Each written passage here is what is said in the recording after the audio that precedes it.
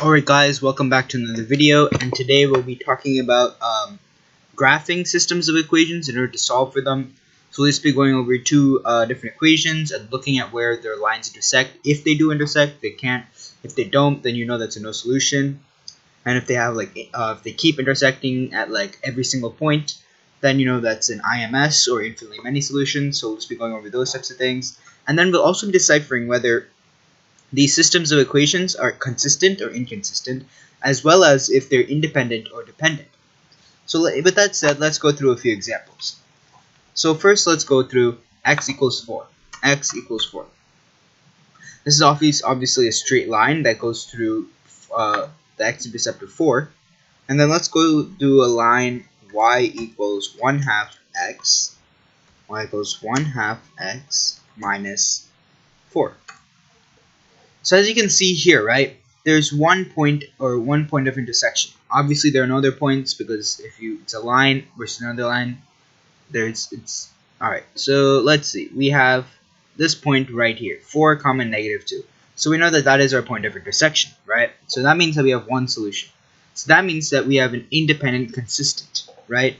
If it has one solution, then it's obviously independent. This is because it has exactly one solution, and if it's independent, consistent is basically if there is a solution, and consistent equations can be independent or dependent. So that's how we know it's a consistent independent. So now let's go through another example. And if you guys want, you guys can always try practice graphing these. I've taught you how in Unit 5, so you can look through those. Alright, let's go through another example. Let's look at y equals -2x minus 2. And then let's look at y is equal to -1/3 x plus 3. So as you can see here, now we have two different lines, and as you can see, the point of intersection is right over here. Let's check out what this point is. This point is -3, 4. So obviously it's also a one solution equation, so we know that it's independent and consistent. Alright, that was just like the one we just did. So now let's look at a different example. Alright, so let's see. Alright, so we have the equation x minus 6 is equal to 2y.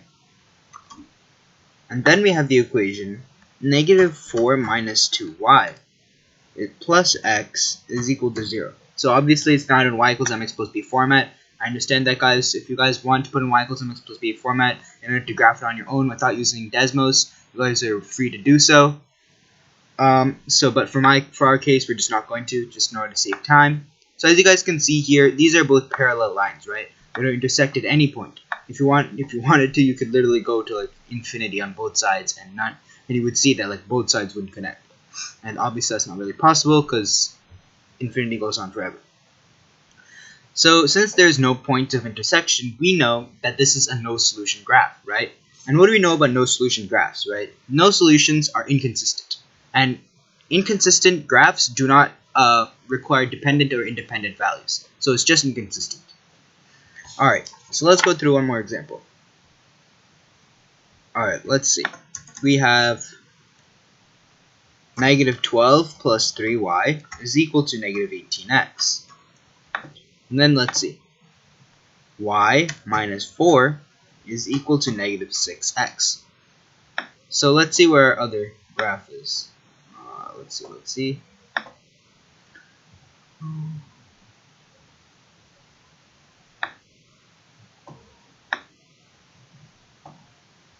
This one's not showing up.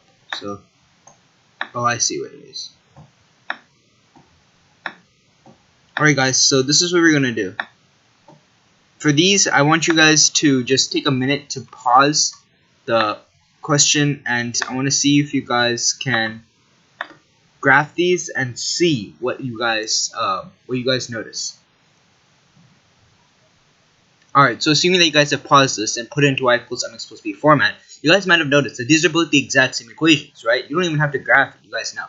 So when you have the exact same equation, you know that it's an IMS, or infinitely many solutions. For this reason, you have infinitely many points of intersections. So you know that this is a consistent equation, but instead of it being independent, since it has several different points of infinite points of intersection, you know it's a dependent equation. So those are just a few things to take a look at. And so you guys, if you want, you guys can do extra practice. I'll be posting some material just on this. This is pretty basic. And yeah, you guys should also probably know how to do the reverse, like basically after seeing a graph, how to find the formula from it. If you guys don't remember, always make sure to go back to Unit 5, where we go much more in depth than what I did here. But as of now, guys, that's pretty much it on graphing systems of equations. This is a little less rigorous. It's pretty much looking at a graph and trying to figure it out. The next one is probably the most rigorous. The next one is elimination method. This method is basically where it's like, or it's also known as add or subtract method. You guys will most probably see it as elimination method. This is where you take the equation and solve it algebraically, as well as substitution. But this one's a little bit more rigorous, and we'll be looking at that in lesson 2. And so, guys, until then, thank you guys for watching, and I'll see you guys in the next video.